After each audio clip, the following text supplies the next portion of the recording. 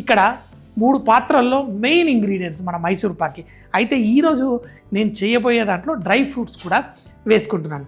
కొంచెం సాఫ్ట్ మైసూర్ పాక్ చేద్దాం. అయితే 150 గ్రాములు శనగపిండి తీసుకుంటే 200 గ్రాములు పంచదార, 250 గ్రాములు నెయ్యి. ఏంటి నెయ్యి అంతకంటే ఎక్కువ వేసుకుంటామా? అవునండి, ఈ స్వీట్లో మనం నెయ్యి వేస్తాం, కానీ తర్వాత అందులో నుంచి కొంచెం నెయ్యి బయటికి తీసేయచ్చు. గట్టి మైసూర్ పాక్, సాఫ్ట్ మైసూర్ పాక్ అయితే అందులో చక్కగా ఉండిపోతుంది.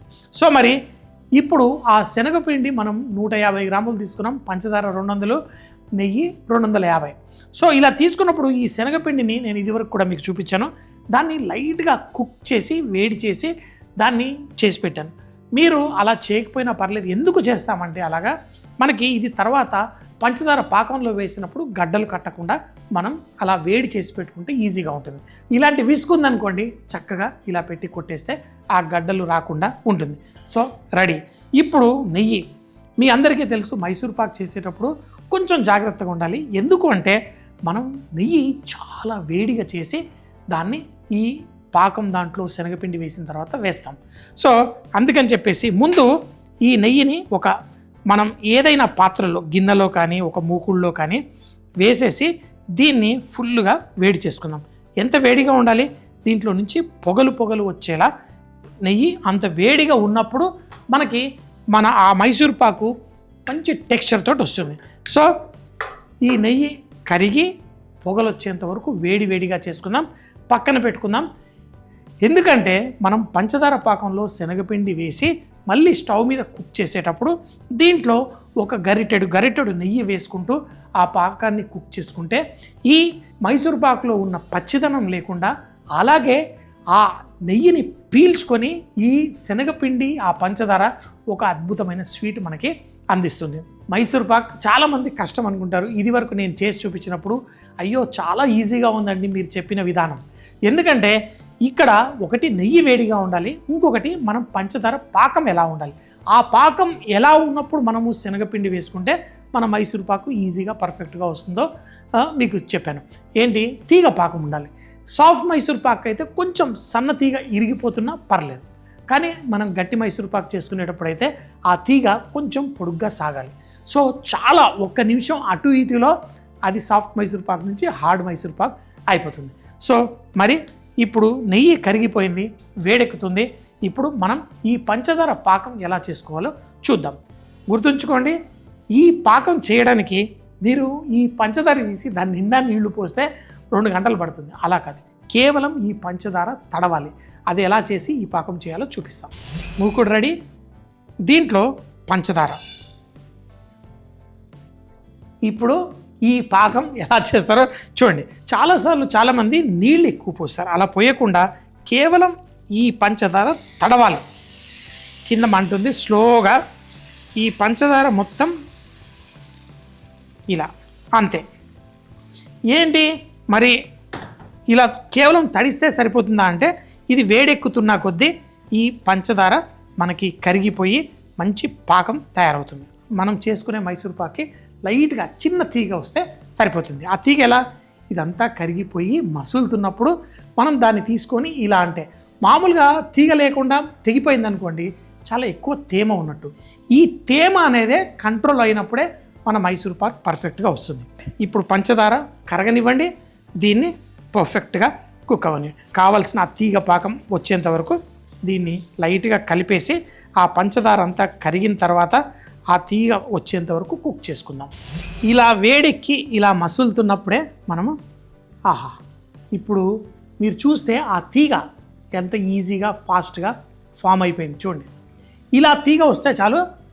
ఇప్పుడు మనం ఇందులో శనగపిండి వేసి కుక్ చేసుకోవచ్చు.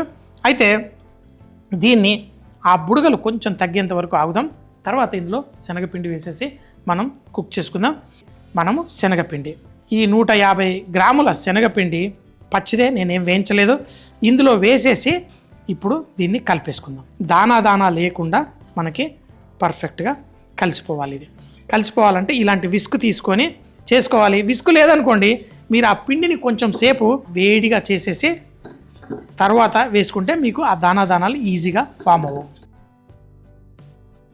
దానాలన్నీ లేకుండా చక్కగా కలిసిపోయాయి. ఒకవేళ మీకు ఏమన్నా కనిపిస్తే కూడా ఇలాంటి స్పాచులాతోటి దీంతో ఇలా కలిపేసేయండి, అవి విరిగిపోతాయి. మనకి నెయ్యి ఇలా పొగలు పొగలుగా రావాలి. ఈ నెయ్యి మనకి ఈ శనగపిండి మనం ఏదైతే కుక్ చేసుకుంటున్నామో దాంట్లో ఈ విధంగా వేసేసి దాన్ని కలుపుతూ ఉండాలి. ఇలా కలిపినప్పుడు ఇది పీల్చేసుకుంటుంది. అది పీల్చుకున్న తర్వాతనే మరో గరిటె మనం వేసుకోవాలి.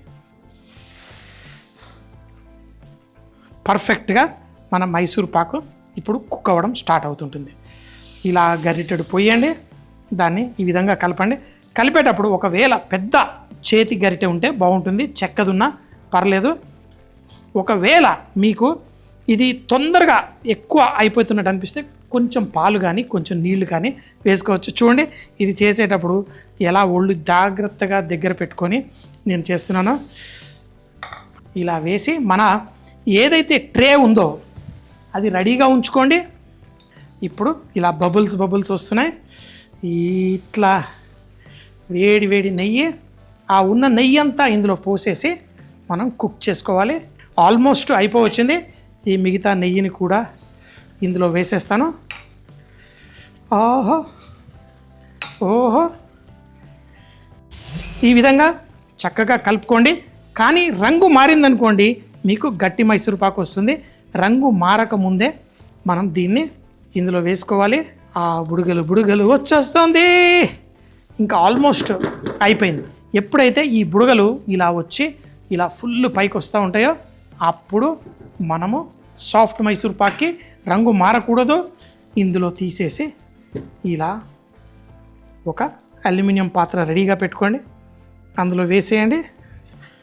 మనం అనుకున్న దానికంటే కొంచెం వేడి ఎక్కువైపోయి మనకి కలర్ వచ్చేస్తుంది. ఇంకా కొంచెం ఒక క్షణం ముందు వేసేస్తే మనకి పర్ఫెక్ట్గా అయ్యేది. కానీ మనం డ్రై ఫ్రూట్స్ ఏవైతే అనుకున్నానో ఆ డ్రై ఫ్రూట్స్ అన్నీ దీనిపైన వేసేద్దాం. ఆ వేడికి ఇవన్నీ అంటుకుపోతాయి. మనం మైసూర్ పాక్ కట్ చేసినప్పుడు ఆ డ్రై ఫ్రూట్ మైసూర్ పాక్ ఒక స్టైల్లో అద్భుతంగా ఉండాలి. చల్లగా అయ్యేంత వరకు ఆగుదాం. స్లైట్గా కొంచెం తగ్గి పర్ఫెక్ట్గా మనకి ఆ మైసూర్ పాక్ రెడీ అయిపోతుంది. దీన్ని ఇలాగే వదిలేసేయండి. తర్వాత ఒక 15 నిమిషాల తర్వాత దీన్ని కట్ చేసుకుందాం.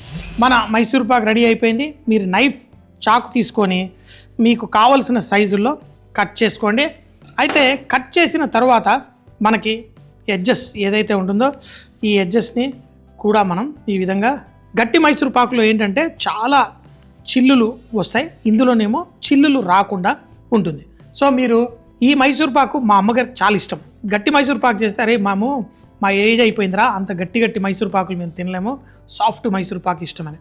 సో దీంట్లో చూస్తే లైట్గా ఉంటాయి ఆ గ్యాప్, కానీ నోట్లో పెట్టుకోగానే కరిగిపోయే విధంగా ఉంటుంది. సో మళ్ళీ దీనిపైన మనము నట్స్ అన్నీ వేసాం. ఆ నట్స్ కూడా నాకు ఇష్టం, మా నాన్నగారికి కూడా నట్స్ అంటే చాలా చాలా ఇష్టం.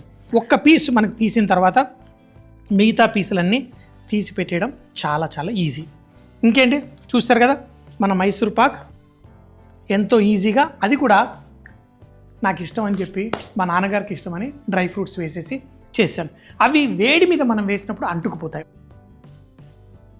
సంక్రాంతికి డ్రై ఫ్రూట్ మైసూర్ పాక్. ఈ డ్రై ఫ్రూట్ మైసూర్ పాక్ సాఫ్ట్గా తయారు చేసుకోవడానికి ముందుగా కడాయిలో 2.5 కప్పుల నెయ్యి తీసుకొని దాన్ని స్లోగా వేడి చేసుకోవాలి. బాగా పొగలొచ్చేంత వరకు వేడి చేసి దాన్ని ఈ రోజు చేసే రెసిపీలో వాడతాం. దానికంటే ముందుగా ఒక ప్యాన్ లో 2 కప్పుల పంచదార, అలాగే ఒక 1/2 కప్పు నీళ్లు పోసి చూపించిన విధంగా మనకి సింగిల్ థ్రెడ్ అంటే ఒక దారంలా వచ్చేంత వరకు ఆ షుగర్ సిరప్ తయారు చేసుకొని అందులో 1.5 కప్పు శనగపిండి చూపించిన విధంగా వేసి దానా అవ్వకుండా చక్కగా కలిపి స్లోగా కుక్ చేసుకోండి. ఇప్పుడు వేడి వేడి నెయ్యి దానిపైన పోసుకుంటూ చూపించిన విధంగా మనం మొత్తం నెయ్యి అయిపోయేంత వరకు వేసి కుక్ చేసుకోవాలి. ఎప్పుడైతే బుడగలుగా నురుగుగా పైకి లేస్తుందో దాన్ని తీసి ఒక ట్రే, ఏదైతే మనం నెయ్యి రుద్ది పెట్టుకున్న ట్రేలో దాన్ని వంపి దానిపైన బాదాం, జీడిపప్పు, పిస్తా డ్రై ఫ్రూట్స్ వేసేసి అలాగే సెట్ చేసేయండి. ఒక 15 నిమిషాల్లో కొంచెం చల్లారిన తర్వాత కట్ చేసి ఆ ముక్కలని మీరు కొంచెం సాఫ్ట్ మైసూర్ పాక్ గా ఈ డ్రై ఫ్రూట్స్ వేసి చేసుకున్న మైసూర్ పాక్ ని ఫుల్ గా ఎంజాయ్ చేయొచ్చు. సంక్రాంతికి